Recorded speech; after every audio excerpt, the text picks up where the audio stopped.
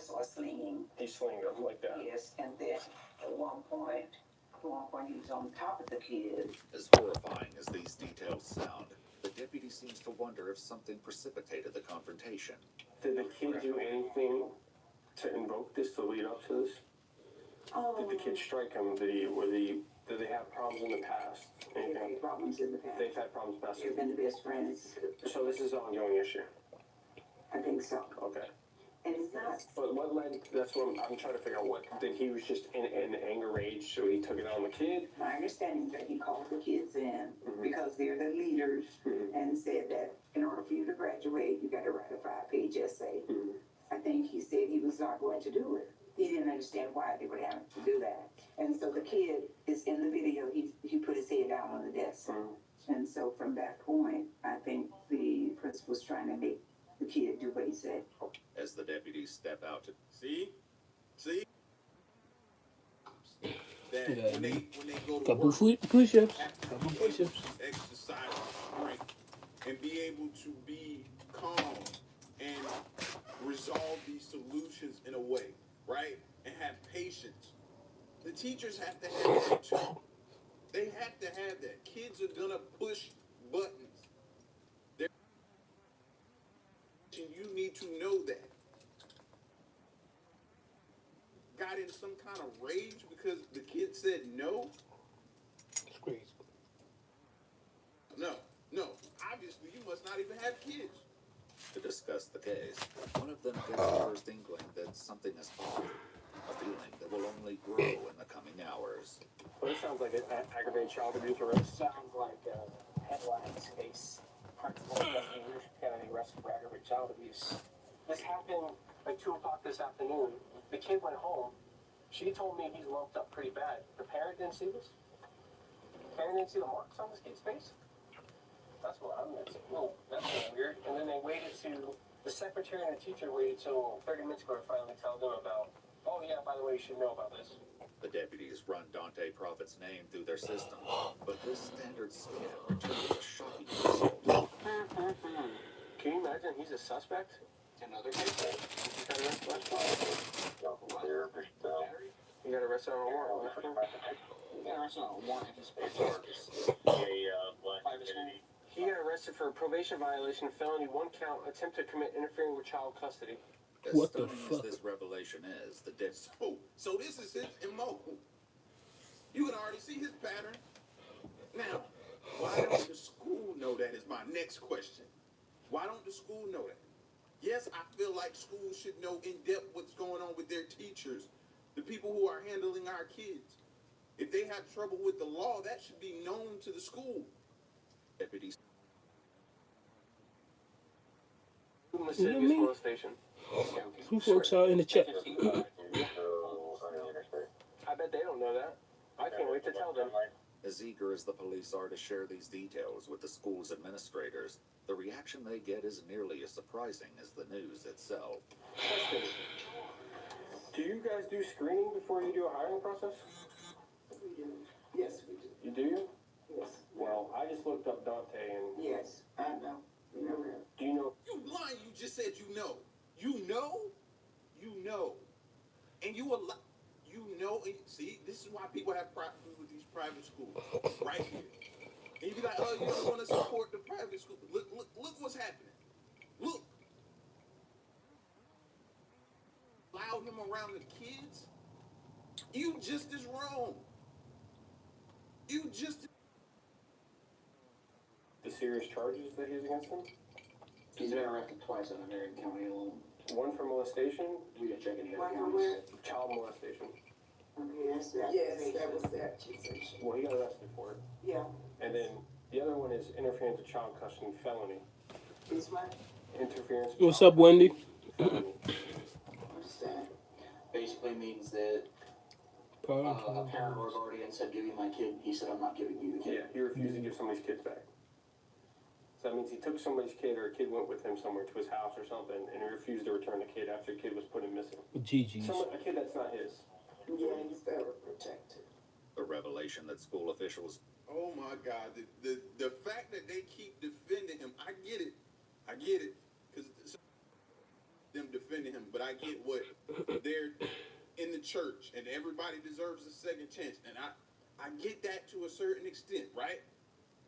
You have to, hey, you,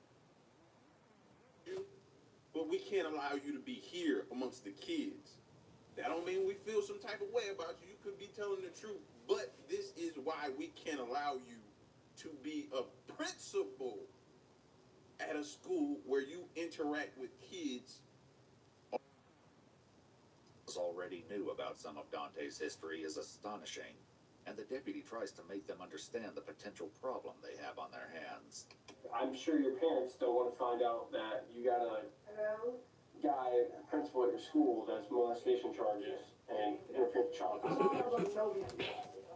but that's Personally? Yes. I got you.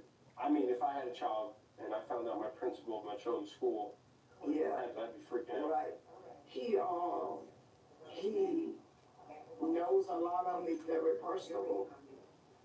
This part I didn't know about it, so the accusation came. But he mentor like teenage Boys. boys and stuff, and help them finish their high school and help them go to college. So all of that. The deputy's frustration is mounting, but it seems that school officials have already dealt with some of these concerns. That's the same thing that anybody can have access to if they pull up his name, right? They should be able to see that. Yeah. But some of it, because the parent or two had mentioned it, but they were still, because he had done such a good job last year, they were still stand behind him and let their kids come. And now, He was not on his bed, that's what I'm saying. I didn't know he took meds. Yes, he does. what does he take meds for? High colors, whatever age. Unless people stop being respectful. ADHD, I'm not beating kids. What you said? I said, I got ADHD and I'm not beating kids. The deputy steps aside once again to let his superior know about his. They defending him a lot, but it's a lot coming out from them slowly but surely too at the same time. This is a problem. Now, what if something comes out that he's done that no kid ever spoke up because they were scared of? Y'all are gonna be responsible for that. Y'all are responsible, because all it takes is one kid to come out, he get in trouble, and then the other kids to come out the woodwork. And then what do you say after that? The owner and the head person here all know about his problems. And they're nervous as hell right now because they realize, they know if when I watch the video and it shows what they're saying to me, I'm gonna have to go arrest him. But my thing is, they're saying the kid's all welted up and stuff like that.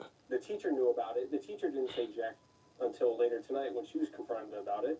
Yeah, so I think it was a little hush-hush job going on here because they have already admitted to me that a couple of parents have came forward to them about, hey, what's up with this dude? We looked into him, and they're kind of like hushing him down, like, oh, no, it's nothing. I think these people know that they're probably in for a lawsuit because they're acting real nervous.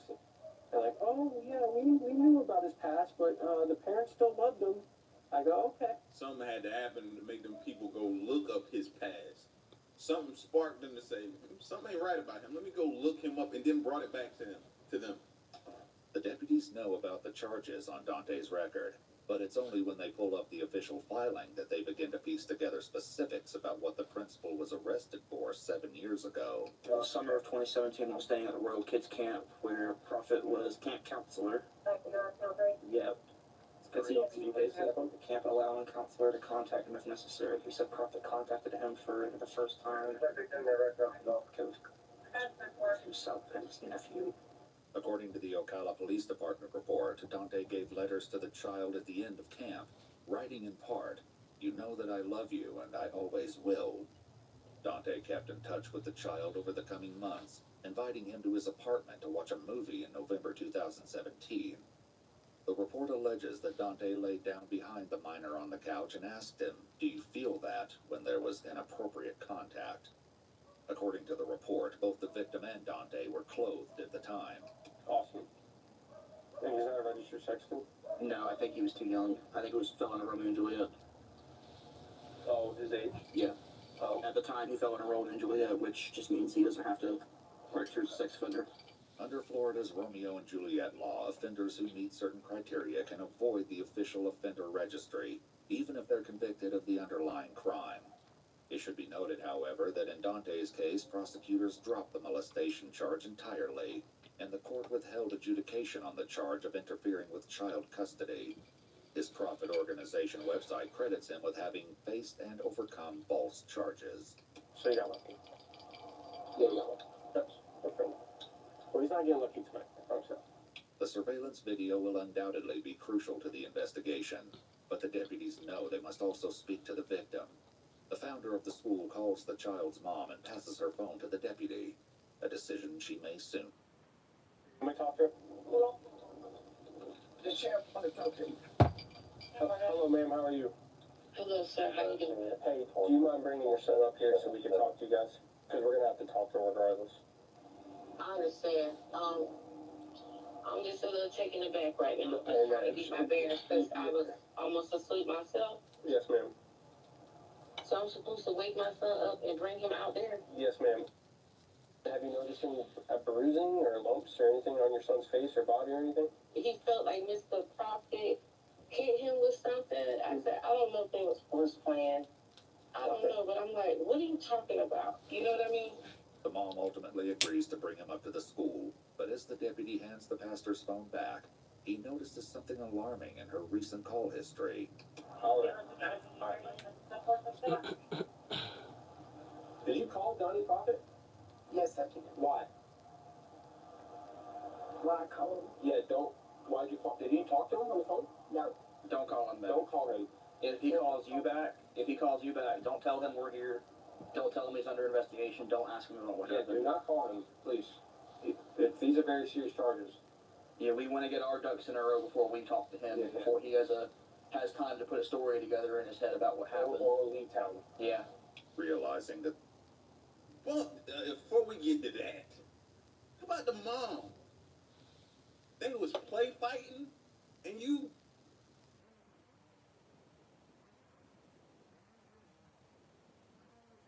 from your kid and went to sleep on, about to go sleep on that.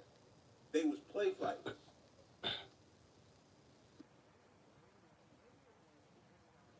Something wrong with me, 'cause that wouldn't have sat right with me.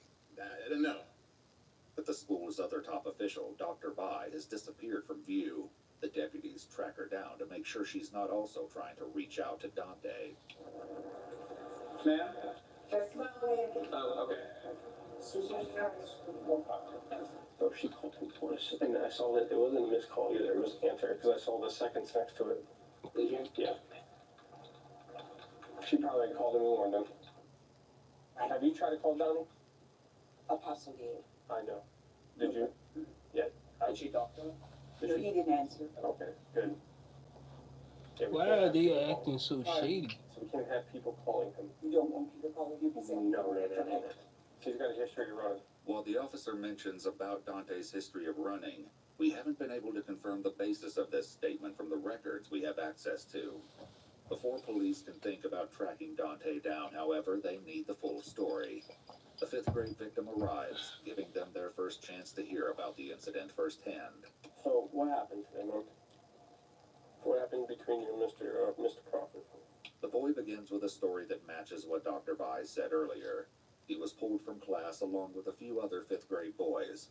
Soon enough, however, the other boys were sent away and he was left alone in the room with the principal. I didn't want to be alone at that time.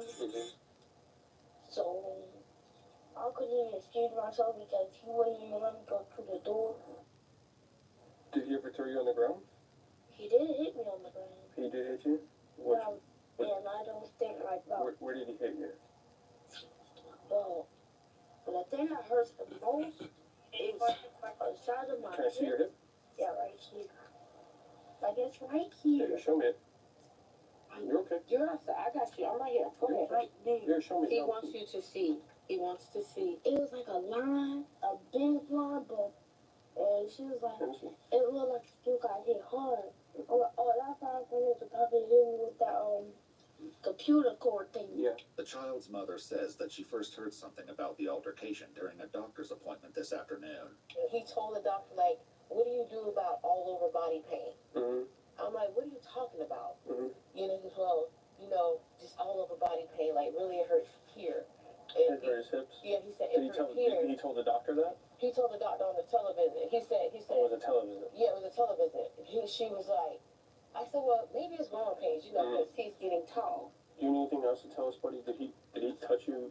Listen to me, watch me. Look at mama. You are safe. Mm-hmm. Oh, I'm gonna make sure of that, Bubba.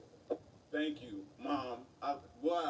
Just to hear Mom say that, just like that warms my heart to hear her say, "You are safe." Do you know how far that reassurance can go for a kid, bro? To hear that you are safe. She stopped everything right there and said, "Safe." I was a little upset with her for not noticing, but way to redeem herself right there. Gosh, I want to hear that again. I'm sorry. Tall. Do you need anything else to tell us, buddy? Did he touch you? Listen to me, watch me. Look at mama. You are safe. Mm-hmm. Oh, I'm gonna make sure of that, Bubba. I promise you that. Safe. And I will protect you with everything. If there's something you need to say, you need to say it. We will take it and we will do what we have to do to make sure everything is right, okay? Did Mr. Prophet touch you in any way that is not appropriate? No. Are you sure? What did or didn't happen today will soon be clear, because the secretary finally arrives with her computer. And it won't be long before the police realize that this incident was far worse than the descriptions made it sound. Is the video on your laptop? Yes. There's multiple. I don't multiple. Today? I don't need to see it. No, but you need The video begins with Dante sitting across from the boy, who has his head down on the desk.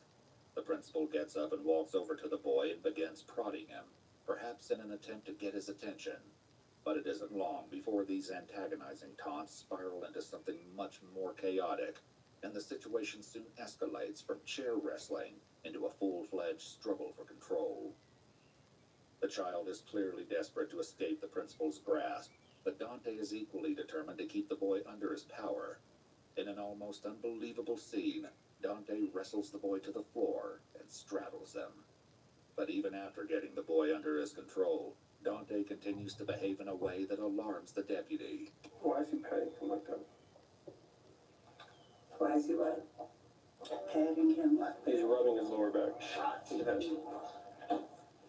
Makes sense for his other charges. Chokehold. Broke out a chokehold. He's trying to get him a chokehold. You should probably watch this. Sorry. I said you probably should watch this. Yes, she should. See what kind of guy you got working around your kids. Remarkably, the altercation is interrupted several times over the course of the video. You have to see where he himself is being aggressive. The kid didn't have a chance. He's aggressive. Man, Or text me your notes with your info. Being aggressive, that's the word we're going to use? Aggressive? That's well past aggressive. Nah, that's well past. That's fucked up. Now, who's this kid? That's one of her kids, and where did she go in for? No idea. Did she say I don't anything? even know. He probably told her. At one point, the boy sees an opportunity to escape that he can't pass up, leading to one of the video's most shocking moments. Look at that, look at that, look at that. Oh, there it is. He tried to leave and he just threw him on the ground. I mean, it's false imprisonment. But although the visuals from the video were hard to watch, they aren't compelling for everyone in the room. So he was She did not just, I'm about to leave, bro. She did not just say that. She did not just say that. She did not just say that. She did not just say that.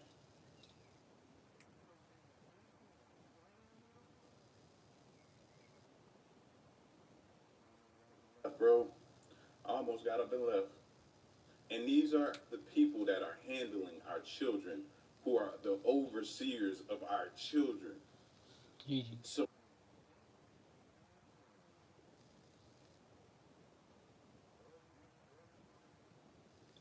Lord Jesus, there's fire. So, man, you can't make this stuff up, bro.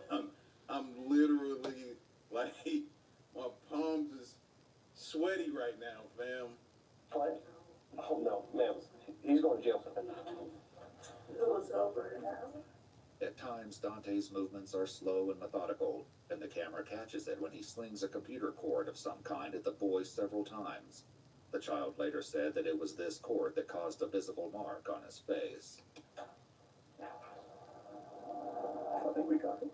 But for as much as the deputies have already seen, the video doesn't end there, and the horror of the ongoing bullying leaves the women nearly speechless. Spirit, when you call that, it was overtaken and used to be Stephanie's spirit right there. He is now. Yes. No real. Yes. Nine now. No real. Where's he to other or? Nine. Yes now. Nine. Yes now. Totally. They're gonna try and get away. That's all he wanted was to get away. That's when you just hit him in the face, or you just smacked him in the face. With his hand? Hmm? No. At times, the confrontation devolves into intense physical conflict, and Dante is the relentless aggressor. Starts getting, trying to twist his ankle. Sitting him. But he need You him. just need him. He need him. Oh my word. He had him by his leg and he needed him. Oh, because there was a point where I tried to walk him. I don't know where the school is located, but it should be shut down. It should be shut down. Period. Point blank. No activity. None. Period. It should be shut down. To send our kids there, that y'all would make sure that they were okay. If he was able to slip past y'all, and when y'all found out about it, y'all still let this, y'all are not fit to run or have a school. Period. Shut it down. Shut it down.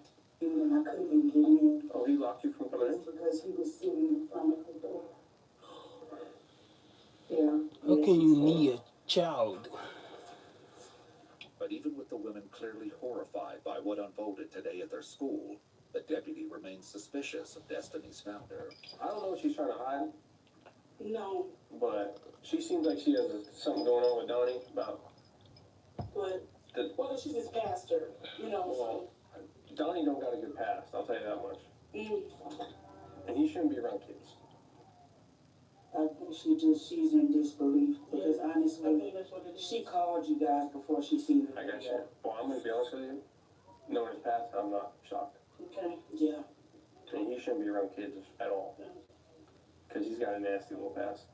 I hear her now. She was talking about how upsetting it is because in her eyes, he's an upstanding person. Yeah, I disagree. But Yeah, I'm pretty sure she does too.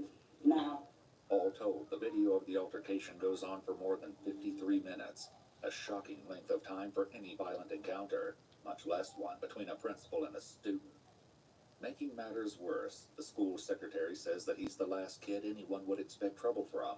he's super intelligent, probably the smartest kid Probably smarter than me. nowadays. The principal in the ward, what's very respectful, very honorable. As for the other deputy, he lets the school's administrators know that he's seen enough. I don't know what you guys are gonna do in-house wise, but I'm gonna go find him and I'm taking him to jail for aggravated child abuse. Okay, it's a second-degree felony in the state, and you won't get a bond. So what you mean, you don't know what we gonna do? No, I'm saying I don't know what you guys are doing in-house wise, firing them, get rid of them, whatever you guys are doing. I'm saying on my end, I'm taking him to jail tonight. Oh, it's no way that he can be here. Yeah, no, I agree. No, it's can't we go to think about that? Of course, the main obstacle now will be finding Dante Prophet, challenge he'll have to face without the help of Destiny's founder. Does anybody know where he lives? Pastor, do you know where he lives? No, I don't get anything personal. Okay. The dip Getting worse. This just keeps getting. How do you not know where he lives? Y'all don't make a person. Y'all don't do no type of background. You don't make a person fill out an application, put his address. Like, hey. So what? Did y'all just put a building here and say, you know what I mean? Hey, this is gonna be a school. Hey, you look like you're good with kids. Come here. You're gonna be a teacher. Hey, you got no job? You're gonna be a principal. Hey, you like what process? Please, somebody help me out. Y'all don't have his address. You just got a phone number for him.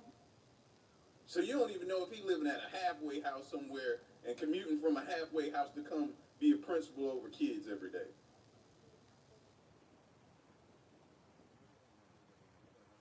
Night ahead of him, but he takes the time to check with one last person before he leaves. So, you know, so you told me most. No, sir. No. I'm sorry this happened to you, man, alright? I'm gonna do my best to get him, okay? You take care of this, okay? You're a good kid, man. You're a strong kid, alright? Remember, look at me. You did nothing wrong, okay? Okay. Alright? The deputy doesn't have a beat on Dante's exact location, but he does have a phone number. Unfortunately, Dante is extremely reluctant to meet in person. Hey, where you at, buddy? We gotta talk.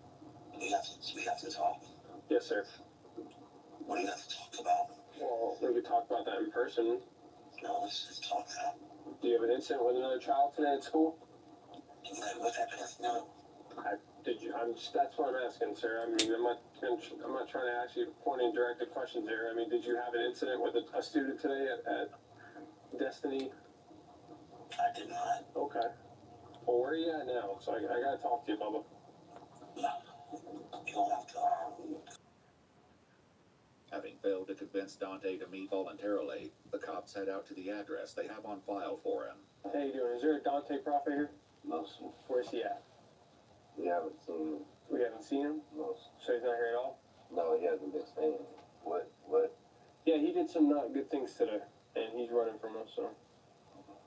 Alright, well, I appreciate it. No, sir. Thank you. But if Dante's on the run, it doesn't last. He finally agrees to meet with the deputies at Immerse Church, only a few hundred yards away from Destiny Leadership Academy. The deputy begins by reading him his Miranda rights before Dante launches into his story, which starts with some unsettling comments supposedly made by the student. Claims that are Dante's alone and haven't been independently verified. She wanted to hurt himself, hurt me, you know. Please make a statement. Yeah, I can't hurt me, hurt himself. Why would you say something like that? Hurt the school, because lately he's been kind of having some hard times. Okay. Him lately. What do you mean by hurt the school? Says occasionally crazy statements. So, you know, and, you know, he out there that he want to shoot up the school, he want to go up the school. I don't think he's going to actually do it. Okay, but those are the statements he made to you today? Yeah. He said he was going to run out the room. Mm-hmm. And one time I had to grab him and stop him. So you have to beat him up? Into traffic. Okay. And that's what he said he was going to do. Were you trying to prevent him from running out? Oh, 100%. What did you do? How did you try By to prevent beating him? him. I grabbed him, which of course, Okay. he, after that, he did spit on me, but Oh, he spit on, where'd you spit on you at? in my face. Oh, okay. Like grab him, what do you mean you grabbed him? I grabbed him, I tried Did you grab his arm, his leg, his hand? Oh, he's lying, to bro. restrain him. You were trying to restrain him? Fucked up. I want to keep him safe. The deputy, who has seen more than he's letting on, doesn't seem to appear convinced of this defense. So you're telling me this, and I've talked to everybody else at school there today? Yeah. Everybody. And they all told me the same story about him. Very smart, very Oh, yeah. intellectual. Very good. Not one of them ever mentioned to me ever about him ever making statements before. I didn't. They all denied it. They all said that he's never, because those are the kind of questions I ask. I said, hey, is he a misbehaved kid? Does he misbehave at all? Does he cause problems? They said no. If Dante still feels that he may have a chance to talk his way out of this dilemma, the deputy soon closes the door on that possibility. So, I don't know if you know this or not, but there's a security camera in that room. There is. Yeah, they caught everything on camera. Everything. Especially when he had his head down and you came up and started grabbing him on the legs and poking him and grabbing him in the chest. When he wasn't talking at all. His head was just down and you approached him. So why'd you do that? If you, at the time when I'm not hurting him, I'm trying to get his attention. He said he was going to hurt him. But you're touching him. I'm not hurting him at that time. But you're touching him. I want to get his attention. Okay, but are you allowed to touch somebody without their permission? If I'm not hurt, I don't think. No. But that's The fact that he tries to justify everything that he did in that video is crazy to me. It's crazy to me. It's crazy. The logic, the breakdown, the miscommunication, where it is, the dysfunction in your brain that makes you think everything you did to that kid is okay is crazy, bro. you lucky the officer even continue to talk to you, bro. Put him in the back. Put him in the back. Put him in the back of the cab. Haul him off. Haul him off. This is just a waste of time. said. There's only one last thing to do. Turn off from it. Getting right back. So now that's some you tell me. I don't believe that you're trying to stop him for the hour and 15 minutes that the video is reported. Okay? By you kneeing him in the head with a welt on the side of his head from hitting him with the cable from the computer. Bro. You didn't knee him? I didn't say in his head. Knee him? What about when you got him in an ankle lock or in a chokehold? None of that? Good. Okay. You'll have your day in court, sir. So I just want to let you know that is some of the best surveillance video footage I've ever seen in my life. Sir? Okay. Sir, you're probably fired too from your job, by the way. Yeah. The deputy's prediction turned out to be correct. Destiny Leadership Academy told the media that weekend they had terminated Dante. I wish there was sound in that video, but hey, if I saw the video, I feel the same way. Dante Prophet was charged with one felony count of cruelty toward a child and one count of false imprisonment, the latter of which was later dropped by prosecutors. It was a tough day. Dante Prophet pled not guilty to the felony charge. Jury selection for his trial is scheduled to begin in February 2025. Iwu also reached out to the school and the school district, but they did not respond. If y'all look this up, I know y'all are. Because I may go on to the next video and forget to look it up. But I always peek it. Shit.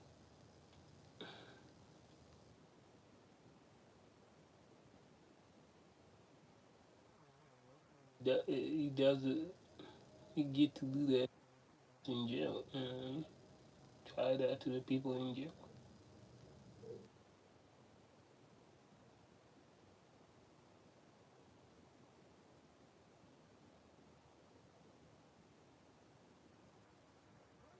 Houd mij niet tegen. Allegra werkt snel, is 24 uur effectief en maakt me niet slaperig. Allegra, niets houdt je tegen. Echt even tijd voor elkaar. Met de Mexicaanse raps van Honig. Hoe was jullie dag? You have power of levitation.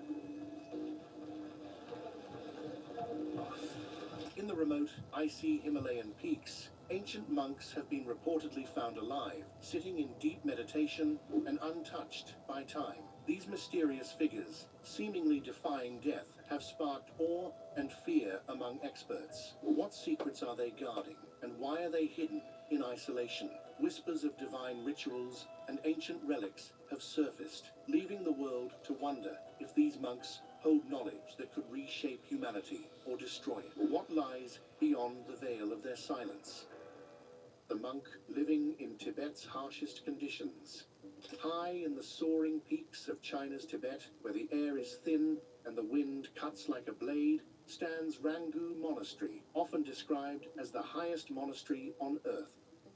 The landscape is a never-ending stretch of snow. Temperatures can plummet to levels where humans should not be able to survive. Yet for one monk, this icy realm is both home and sanctuary. He remains there without a fire for warmth and without solid walls for shelter. Many people cannot imagine living in such severe conditions, but he finds peace surrounded by nothing but white drifts and silent skies. No accurate records exist of how long he has stayed at Rangu Monastery or even what his real name might be. All anyone knows is that he greets each day before sunrise with a ritual that might break most people in minutes. At dawn, he steps outside into the numbing cold and scoops up lumps of snow with his bare hands, letting the sharp chill bite at his skin. His only source of drinking water comes from thawing this ice in his palms. It is a slow, deliberate process as he waits for his body heat to melt the frozen handful.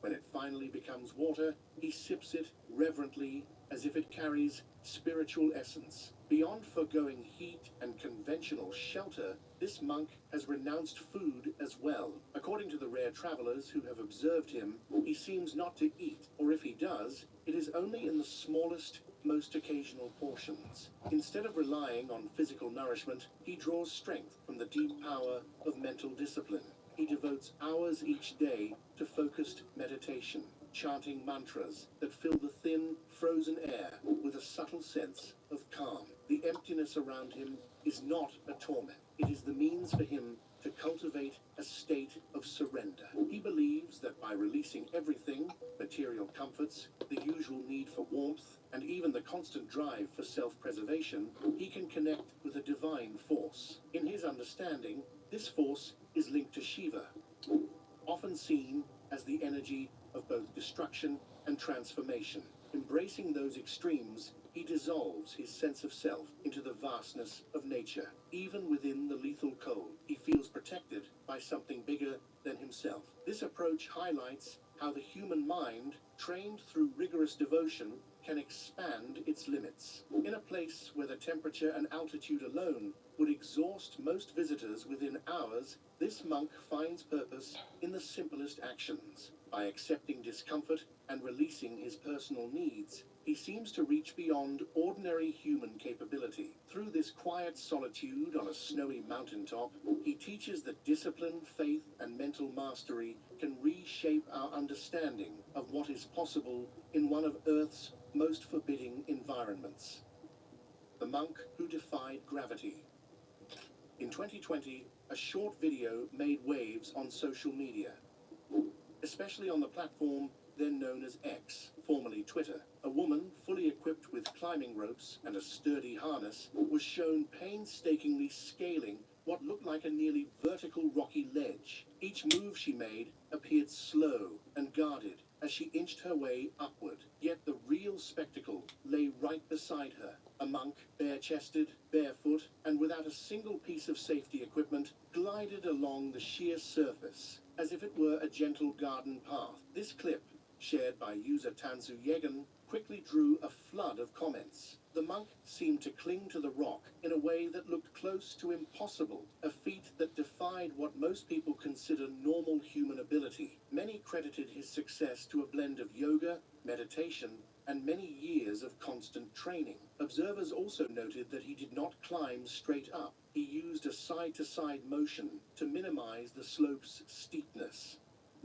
Such efficiency and movement showcase not only physical prowess, but also a calm, precise understanding of the mountain itself. The key to his achievement likely rests in mastering his mind first. While physical fitness is necessary to handle a difficult climb, many believe the real breakthrough comes from quieting fear. Panic is one of the biggest risks in any dangerous activity, and especially in climbing without protection. By keeping his breathing slow and his attention fully in the present, the monk replaced anxiety with unwavering composure. This approach shows why mental discipline can be as vital as muscle strength in any challenge. The reaction from viewers worldwide was a mix of awe and curiosity. How can a person scale a vertical expanse of rock without shaking from fear or strain? According to accounts from those familiar with monastic training, individuals like him spend countless hours focusing on stability, clarity, and acceptance of risk. Their routines include long sessions of meditation that still the mind, allowing them to remain unruffled by tension or hesitation. In their perspective, climbing becomes not a physical contest, but a form of spiritual practice, one that merges body and nature. This modern glimpse into a monk's skill reminds us that extraordinary feats often have roots in dedicated inner work. While gyms and equipment help strengthen people's bodies, a deep commitment to mental clarity may be what truly unlocks impossible-seeming abilities. The reincarnated leader. In the rolling landscapes of Tibet, the search for each new Karmapa sparks a blend of mystery and reverence. The Karmapa is more than just a figurehead. He represents a line of spiritual masters in the Karma Kagyu school of Tibetan Buddhism. Upon the passing of one Karmapa, special clues such as sacred letters, visions, and threads of prophecy guide monks to discover where the next reincarnation has taken birth. It is said that this recognized child is a living vessel of ancient wisdom, connecting past and present through a chain of rebirths. Such a process occurred in 1985, when a boy named Apo Gaga was born to a small nomadic family in Tibet. His arrival gave rise to unusual events. His mother's vivid dream, reports of symbolic birds perched on their tent, and unexplained sounds in the surrounding valley. To many inhabitants of this region, these were hints from the spiritual world. By the time he was 4, Apo Gaga had already begun his monastic studies, hinting he was no ordinary child. In 1992, at the age of 7, he told his parents they must move their camp to another valley. Soon after, a group of Karma Kagyu monks arrived with a secret letter that the 16th Karmapa had written before passing away.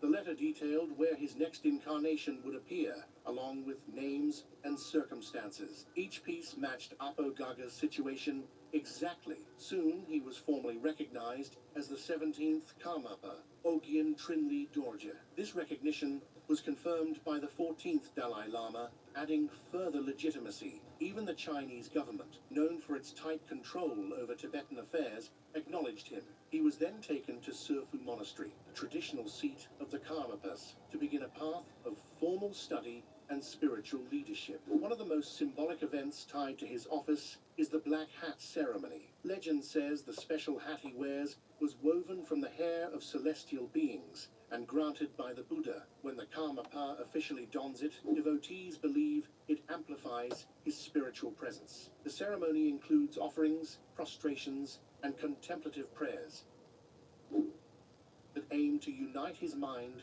with higher compassion. The hat itself stands as a bridge between the worldly realm and the sacred, allowing the Karmapa's spiritual energy to shine as a guiding beacon for his follower. Today, the 17th Karmapa addresses topics that concern both tradition and contemporary life, such as environmental stewardship and peaceful dialogue. His dual role as a guardian of Tibetan Buddhist heritage and a modern thinker demonstrates the fusion of centuries-old teachings with the demands of a changing world. The self-mummified monk. Around 2015, a startling find emerged from an ancient statue of the Buddha. Beneath its outer frame lay a perfectly mummified body. Researchers had expected to discover a simple clay or stone interior, but what they found was the preserved form of the Buddhist monk Yuan, sitting in meditation.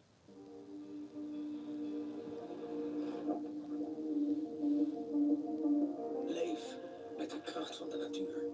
Holland en Barrett. Verrijk je skincare routine met de kracht van de natuur. Profile helpt om te genieten van de lente. Met goede banden en onderhoud, verrassende voordelen en betrouwbare posture. Further study revealed that he had not been placed inside after his death. Rather, he had undertaken self-mummification, turning his own body into the statue.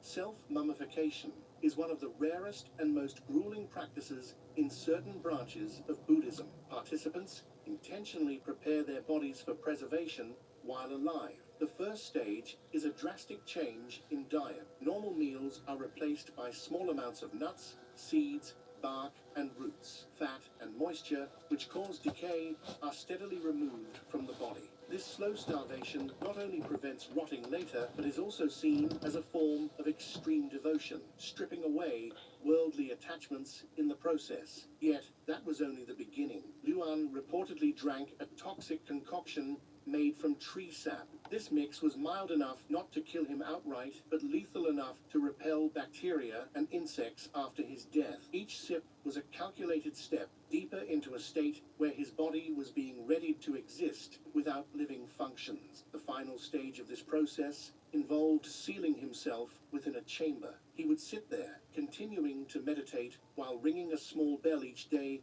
to signal he was still alive. When the bell at long last fell silent, the chamber was closed for a set period. Upon reopening, if the monk's body had remained intact, he was honored as a true master who had conquered decay. This honor was given to Luan, whose body stayed intact for centuries. However, the statue held an extra secret. Alongside Luan's form were mysterious inscriptions and symbols carved into the surrounding stone. Some researchers suspect these markings could hold esoteric meditation methods or spiritual guidelines that have been lost over time. Whether or not modern scholars can decode these messages remains uncertain, but they add to the fascination around this monk's monumental sacrifice. Today, Luan's mummified body still intrigues both spiritual seekers and historians. Displayed under protective conditions, it stands as a testament to the lengths some will go in the name of devotion.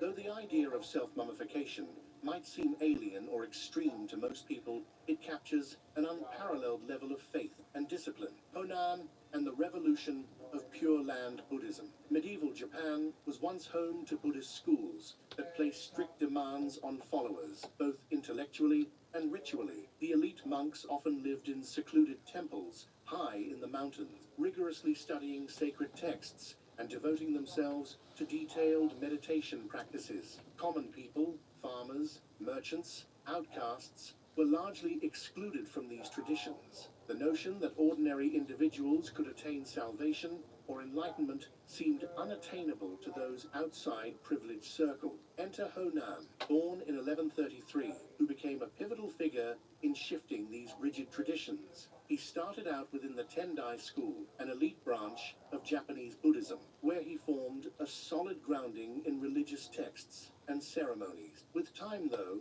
he grew troubled by the idea that spiritual liberation might be closed off to average people, a question that shook the foundations of the religious hierarchy. During his search, Honan delved into Pure Land teachings. These teachings center around faith in Amida Buddha, who is believed to have created a pure realm of rebirth, open to anyone who calls upon him with sincere trust. Instead of advanced rituals or scholarly knowledge, salvation in the Pure Land tradition hinges on a single phrase, Namu Amitsu. Amida's name, believers express both gratitude and hope that they will be guided into the Pure Land after death. This message spread quickly among social groups who had never seen themselves as candidates for enlightenment. People who had no time or resources for monastic life now realized that spiritual grace was not a locked door. Honan's approach triggered a strong backlash from established monks and authorities. They saw it as a threat to their status and doctrines. Eventually, a crackdown arrived. Honan was accused of heresy and exiled in 1207, and some of his followers faced persecution. Yet the core of his message proved unstoppable. Even from exile, Honan kept teaching that true faith in Amida Buddha could lift anyone, even those considered unworthy by society, into a realm of universal benevolence. Before his passing in 1212, he founded the Jodo school of Pure Land Buddhism, which remains one of Japan's most practiced forms of Buddhism today. The monk who became a statue. In a temple called Wat Punaram on Thailand's Koh Samui Island, visitors can see something truly astonishing. The upright, preserved form of the monk Luang Po Dang, who passed away in 1973. Decades have come and gone, yet his body has remained recognizable and uncorrupted, encased in a glass enclosure so anyone can witness this curious phenomenon. Tourists and devotees alike pause in quiet awe when they see a monk who appears as if time has simply stalled around him. Luang Pho Dang was known for his devout commitment to the Buddha's teachings and for leading a life of moderation. He practiced meditation daily and encouraged others to pursue both moral conduct and mental clarity. According to temple records, when he felt his life nearing its end, he informed followers of his wish to leave his body so they could display it as a symbol of faith. He then passed away in meditation, seated in a calm posture. At first, his disciples had no reason to expect anything unusual. They followed their customs, preparing to pay respects. But after some time passed, they noticed that his body showed no classic signs of decay. The dryness of the environment and his simple, plant-based diet may have played some role, but many see it as a sign that his deep spiritual practice created a serene state untroubled by physical breakdown. Medical professionals have occasionally examined his body. While various scientific factors could contribute to preserving a corpse, the exact reason for such long-term stasis remains partly mysterious. Some people suggest that his spiritual discipline strengthened a certain harmony between mind and body that did not simply vanish at death. Others hold a more devout perspective, believing that his purity of heart and unwavering focus on enlightenment produced this phenomenon. Because of this extraordinary preservation, his followers keep him seated in the same meditative pose he was in at the moment of his passing. He wears sunglasses to cover eyes that have lost their natural appearance over time. Yet even with these small modifications, he stands as a quiet reminder of a monk's selfless life and steadfast devotion to his beliefs. Today, those who visit Wat Kunaram can reflect on what it means to live and die with awareness. Luang Phodang's presence is not treated as a morbid display, but as an inspiring example of how strong faith and constant practice can transcend ordinary limits. His serene posture urges onlookers to consider the deeper nature of the human journey and how unwavering spiritual commitment might defy the usual decay of the physical form. Bodhidharma, the father of Shaolin Kung Fu. Bodhidharma, an Indian monk who lived in the 5th or 6th century, is widely revered for bringing Chan, Zen Buddhism, to China and for sowing the seeds that would later grow into the famed Shaolin Kung Fu. His life story weaves together fact and legend, but all accounts emphasize his dedication to authentic spiritual insight over scripted ceremonies. Tales say that upon his arrival in China, he faced skepticism and even imperial doubt. One well-known story involves Emperor Wu of Liang, a patron of Buddhism who had financed the building of temples and the production of sacred texts. When the emperor asked Bodhidharma what merit he had gained from these deeds, Bodhidharma bluntly replied, "None whatsoever." This response shocked the emperor, who had expected praise. However, Bodhidharma's stance was that external works, no matter how grand, do not automatically lead to true spiritual understanding. Instead, genuine insight requires personal experience of emptiness and awareness. From there, Bodhidharma journeyed to the Shaolin Temple, where he is said to have meditated in a cave for 9 straight years. During that time, he sat motionless, eyeing the cave wall and diving deeper into a state of inner stillness. Legends claim that at one point he grew frustrated with his own drowsiness and tore off his eyelids to stay awake. Historical accuracy aside, these stories underline a powerful dedication to self-discipline. Day, he noticed that many of the Shaolin monks struggled physically. Extended hours of sitting meditation had left them weak and prone to illness. Bodhidharma introduced exercises designed to energize the body while sustaining mental focus. Over time, these drills evolved into martial forms that combined agility, defensive movements, and spiritual concentration. This fusion of body and mind gave rise to what is known today as Shaolin Kung Fu, an art meant to sharpen reflexes and fortify the body for deeper meditative practice. Influence did not stop at martial arts. He also transmitted core teachings that shaped Chinese Buddhism, emphasizing direct experience over intellectual debate. The Chan tradition, which eventually became Zen Buddhism in Japan, holds him as a patriarch. This tradition sees formal study as useful, but not enough. Real awakening arises from a direct insight into one's nature. Centuries later, Bodhidharma remains a symbol of spiritual strength and authenticity, valued by monks, martial artists, and seekers who wish to unite the physical with the mental. Mapa Lotsawa.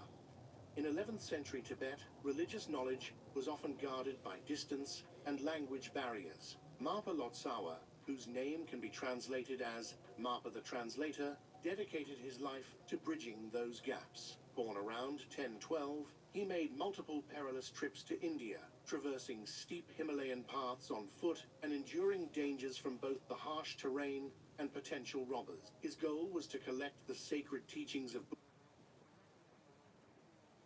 masters and bring them back to his homeland.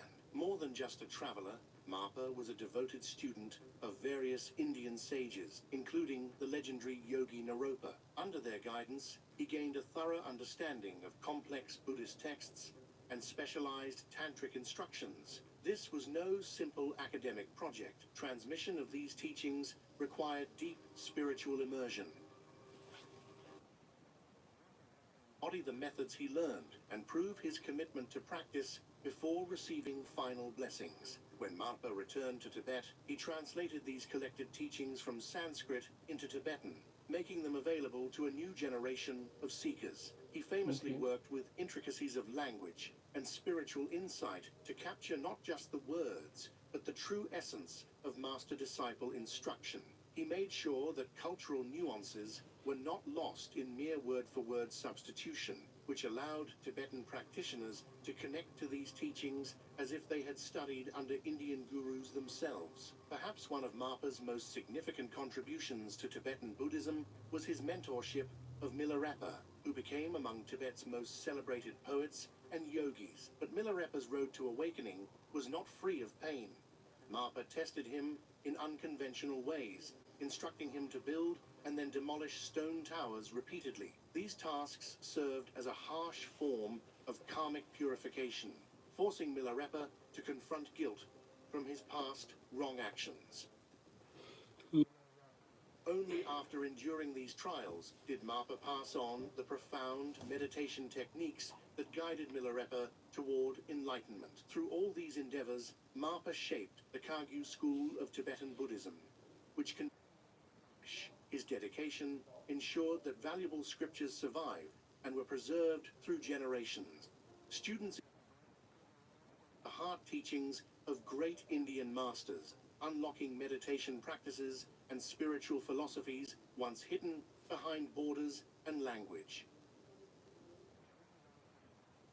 Born in 1836 near Kolkata, India, Sri Ramakrishna grew up in a poor but devout Hindu family. Early in life, he became a priest at the renowned Dakshinaswar Kali temple, where his intense devotion to the goddess Kali brought him into states of spiritual ecstasy. Hour after hour, he would immerse himself in prayer, chanting, and profound meditation, at times losing awareness of the outer world. Temple visitors often found him in these deep trances, describing how a wave of otherworldly presence seemed to flow from him. Yet, Ramakrishna's spiritual hunger could not be contained by one path alone. He was curious about the truths lying within other faiths, so he explored.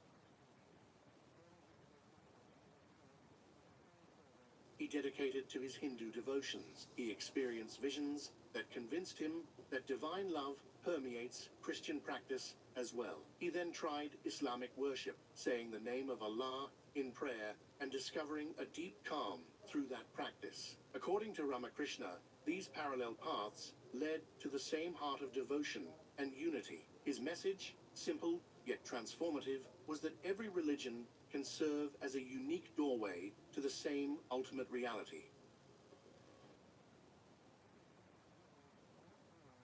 Time when cultural and religious lines were drawn firmly. Many came to see him not just as a holy man, but as a living embodiment of religious harmony. He taught that even though beliefs and rituals differ, they are all valid means to experience divine grace. Among his students, the most influential was Swami Vivekananda, who later brought Ramakrishna's teachings to global attention. Through lectures and public appearances abroad, Vivekananda showed how Ramakrishna's vision of oneness could resonate with people outside India. He established the Ramakrishna Mission and Math, organizations devoted to education, charitable work, and the practice of merging spiritual and social progress. Sri Ramakrishna's entire life was a testament to the idea that faith can be both intense and expansive.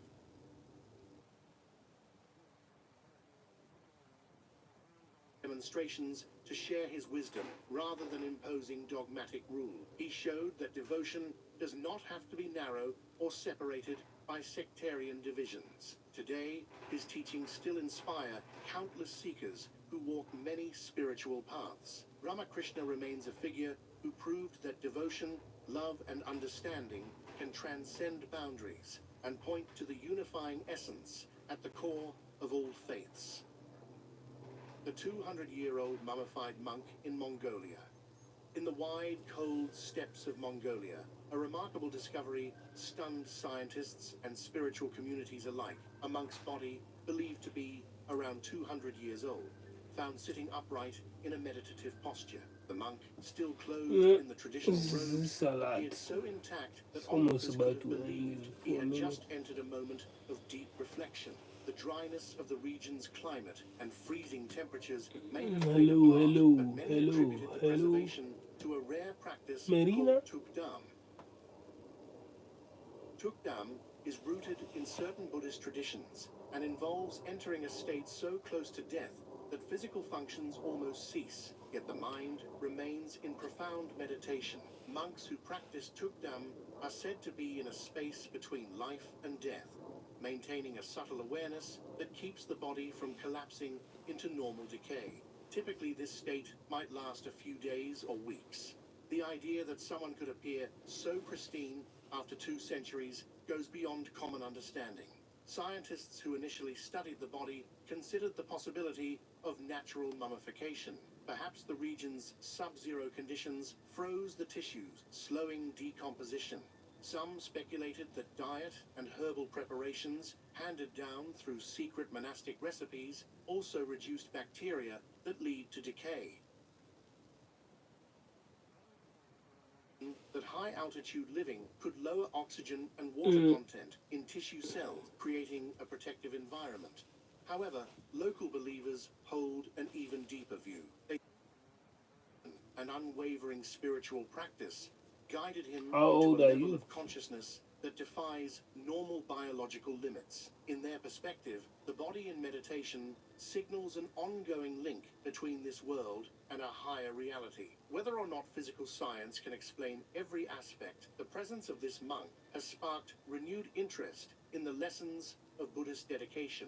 Some claim that archives in Mongolian monasteries might contain references to special techniques or prayers used to facilitate prolonged states, but these records remain sparse or unverified. Surface, the mixture of myth, faith, and practicality will likely keep the truth partly veiled. What is obvious is that the 200-year-old monk represents not just a curious relic, but also a testament to the extreme dedication certain Buddhist practitioners embrace. In an age when modern medicine typically defines the edges of life and death, the monk serves as a case study that challenges perceptions of what is possible. Whether these phenomena stem from advanced meditation practices or purely natural conditions, the image of a person serenely at peace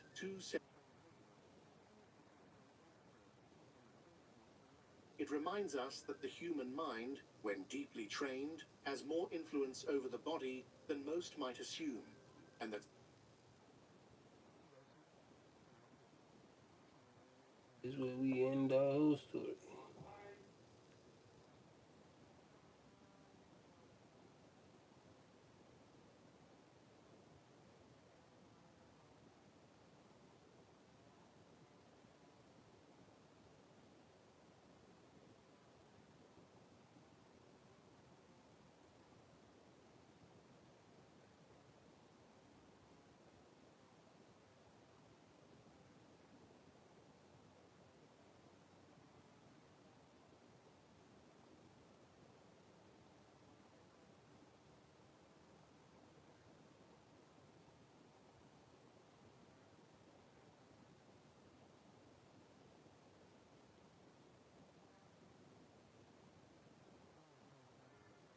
You see?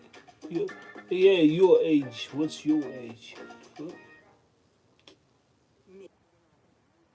Hier heb je de lage prijzen. 3 sterren vanaf €399. 4 sterren vanaf €499. En 5 sterren vanaf €599. Naar de zon met Corendon. The members of the bath party sat in a smoke-filled hall, their eyes darting nervously as unbearable tension filled the air. No one knew what was coming. A hush fell over the crowd as a man, eyes hollow, spirit broken, his body showing signs of torture, stood before them and confessed to being a part of the plot to overthrow the government. A few feet away, the newly installed president, a large Cuban cigar resting between his fingers, watched in silence. Then, with a wavering voice, the man began to read a list of names, each one a supposed enemy of the party. One by one, as the named men stood, they were escorted out by armed guards. Panic spread through the room. This wasn't just a political shakeup, it was a cult, an elimination of enemies. Eyes darted around in desperation, locking onto the president, silently pleading for mercy. But Saddam Hussein barely flinched. His era of terror had begun. July 22nd, 1979, was a date that would forever be remembered in Iraq's history as the day of Saddam Hussein's brutal purge. But how did things escalate to this moment? And more importantly, how many party members made it out of that fateful meeting alive? Saddam Hussein, Iraq's fifth president, held a firm grip on the country from 1979 to 2003.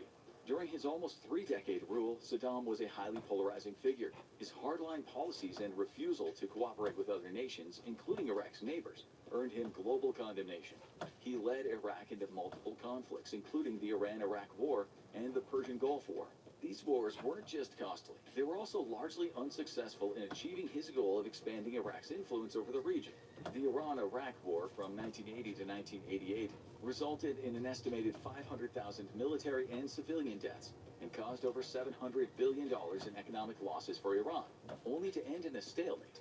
Saddam Hussein's methods and ideology didn't just put him at odds with Iraq's neighbors. They also led to major clashes with global powers, particularly the United States.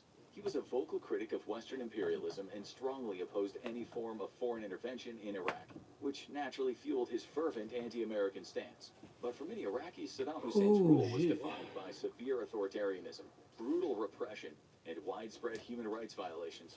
According to Human Rights Watch, his regime was responsible for the murder or disappearance of between 250,000 or nearly 300,000 Iraqi civilians. He ruthlessly targeted political opposition, reshaping Iraq into a single-party state where dissent was crushed. Power within the Ba'ath Party was carefully distributed, not based on merit but on loyalty. Saddam filled key positions with close friends, family members, and others that he could easily control. And that brings us back to 1979 and the heart of the Ba'ath Party purge. The tortured man standing before the assembled Ba'ath Party members was Muhi Abdul Hussein Mashhadi, a once high-ranking Ba'athist leader until very recently. Mashhadi's vacant expression made it clear he had been broken under Saddam's brutal interrogation. Before assuming full control of Iraq, Saddam Hussein had been vice president, carefully watching Mashhadi, who served as secretary to then-president Ahmed Hassan al-Bakr, Saddam's own cousin. Mashhadi had been the general secretary of the Revolutionary Command Council, a position that Saddam saw as a direct threat to his rise to power. Determined to eliminate any opposition, Saddam ordered Mashhadi's arrest and had him subjected to intense interrogation. He would become one of the earliest victims of Saddam Hussein's brutal reign. Compelled by mistreatment, Mashhadi confessed to being a part of a secret plot to overthrow Saddam's newly established regime. Then, in what must have been a nerve-wracking waiting game, he began naming his alleged co-conspirators. One by one, 60 Ba'ath Party members were called out, as each name echoed through the room. The accused men were escorted out by uniformed guards, their fate all but sealed. With this ruthless purge, both the party and the country were now fully under Saddam's control. To fully understand the events that led to Saddam's purge, we first need to examine the origins of the Ba'ath Party. The Ba'ath Party was built on Ba'athism, an ideology blending Arab nationalism, Arab socialism, and anti-imperialist ideals. Its core mission was Arab unity, which led to its spread across multiple Middle Eastern nations, most notably Syria, where the party was originally founded. At first glance, Syria's Ba'athist ties might seem irrelevant to the power struggle in Iraq. But in reality, the complex relationship between the Iraqi and Syrian Ba'athists was a key factor in the chain of events that ultimately culminated in the infamous Ba'ath Party purge. Tensions between Iraq and Syria's Ba'athist factions and the two nations themselves were deeply connected to the purge. The Ba'ath Party was established in 1943 in Damascus, later merging with the Syrian Socialist Party in 1953 to form the Arab Socialist Ba'ath Party. A highly centralized and authoritarian movement, the party promoted what it saw as the positive values of Islam, opposed colonialism and imperialism, sought to bridge class divisions, and campaigned on a platform of non-alignment in global affairs. In 1963, the Ba'ath Party seized power in both Syria and Iraq. But for both nations, holding on to that power would be anything but straightforward. In Syria, the Baathists were soon caught in internal struggles between nationalists and progressives, with different factions vying for control. This power struggle dragged on until 1970, when Hafez al-Assad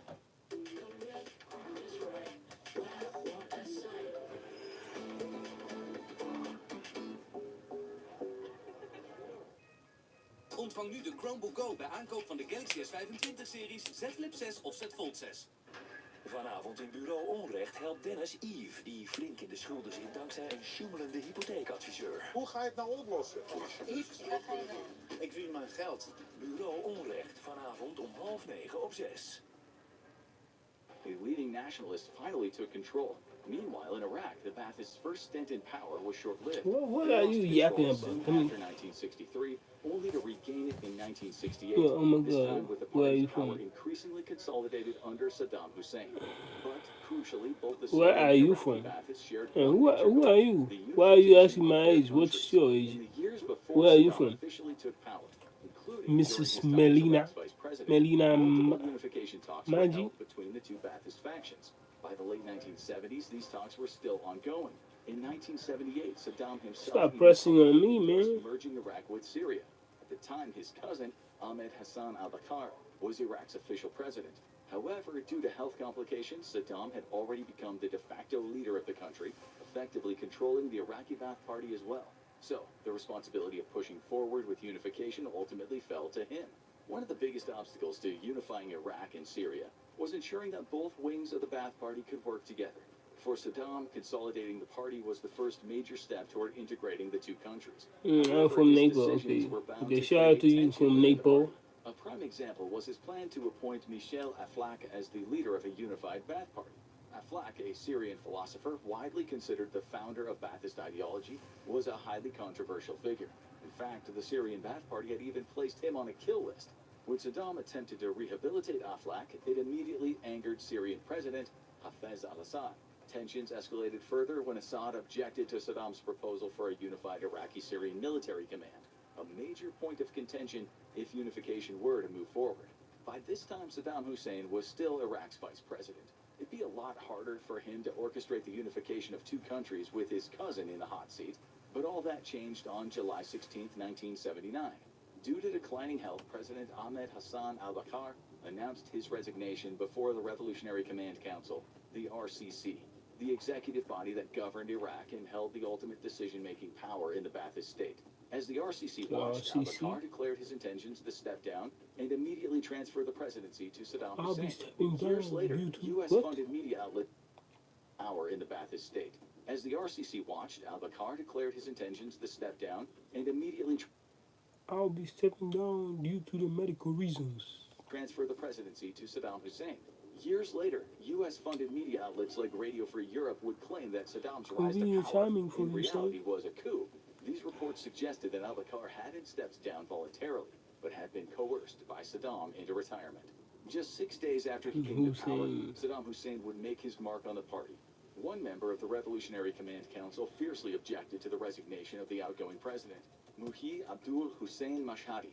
During the session where al-Bakr announced his resignation, Muhi Abdul Hussein Mashhadi attempted to persuade him to take a temporary leave of absence, rather than handing power directly over to Saddam. Welcome to Even though al-Bakr to my dismissed the idea, blacklist. Mashhadi's Welcome to suggestion my alone was enough to blacklist. put him in Saddam's crosshairs. Saddam moved up from his position as Iraq's second in command and the de facto leader of the Baath Party to the role of president on July 16th. He immediately called a meeting of the party's leadership along with the military wing of the Baath Party on July 22, 1979. 400 Baath Party members and prominent leaders were summoned to a pavilion near the Iraqi presidential palace. As they filed in, the secret police discreetly locked the doors behind them.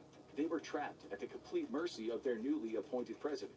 With cameras rolling, Saddam took the stage and brought forward Muhi Abdul Hussein Mashhadi. Just days earlier, as General Secretary of the Revolutionary Command Council, Mashhadi had been in vocal opposition to Saddam's rise to power. That defiance had sealed his fate. He had been arrested in secret, taken to an unknown location, and subjected to days of brutal torture. Even the president of Iraq couldn't just get away with torturing someone who opposed him, certainly not without reason. And this is why I do not Saddam had entertain. accused Mashhadi and the wider Baath Party of a conspiracy. Saddam had accused Mashhadi and other Ba'ath Party members of collaborating with Syria in a plot to overthrow his newly established regime. He claimed to have uncovered a fifth column within the party, a hidden faction working from within to undermine Iraq's leadership, allegedly acting in Syria's best interests. Essentially, Saddam painted these accused Baathists as political double agents, men who pledged loyalty to Iraq but secretly worked to advance Syria's agenda. What was even wilder than Saddam's accusations, which served as a pretense for his violent purge, was that he had actually gotten Mashhadi to confess to them. Through relentless That's not torture, my Saddam field forced a of confession from a broken man, expertise. So yeah, allowing him to justify his I do not crackdown as an entertain. offensive move against an alleged I don't know. Standing at the podium before the assembled I don't Ba'ath know. Party, Mashhadi, once a powerful figure in Iraq's leadership, delivered a forced confession. He accused himself of being You involved say in a Syrian-backed conspiracy against Saddam's regime, claiming he was part of a faction within the Iraqi Ba'ath Party that had been established back in 1975. According to his coerced testimony, this faction had been financed by Syria as part of an ongoing plot to destabilize the Iraqi government, particularly targeting Saddam himself. And yet, things were somehow about to get a whole lot worse. Reading what could have been a prepared script, Mashhadi claimed that he hadn't been working alone. Whether this was true or just a way for Saddam to remove anyone who wouldn't be loyal to him, Mashhadi continued, stating that a number of the men in that very room had also been part of this treasonous plot to undermine Iraq I was not and alone. Syria. My Worse still, he had a list of their names. co-conspirators One are by here. one, the What? alleged co-conspirators' names were called out. This is As my the mistake. cameras It's rolled not my and the fault. audience watched in I'm shock and listening. horror. It's not my As fault. their names were read out, each accused member of the Syrian-backed Fifth Column was arrested and dragged out of the hall to be taken into custody. Move. Members of the Move Ba'ath it. Party Move were it. stunned to Traitors. see their colleagues being hauled away. It didn't matter whether the accusations were true or if no conspiracy ever existed. That's crazy. Saddam was determined to make the claims stick.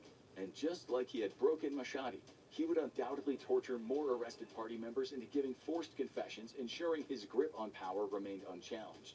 Each man sat paralyzed with fear, knowing that any attempt to flee would mark him as a traitor. None knew who would be accused next. It was a chilling spectacle, one that echoed the show trials of the Soviet Union.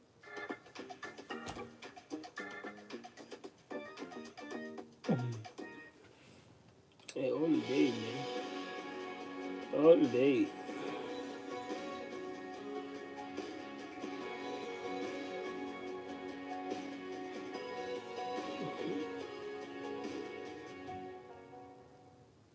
Or the night of the long knives in Nazi Germany, when in 1934 Adolf Hitler orchestrated a brutal purge of his own political opponents.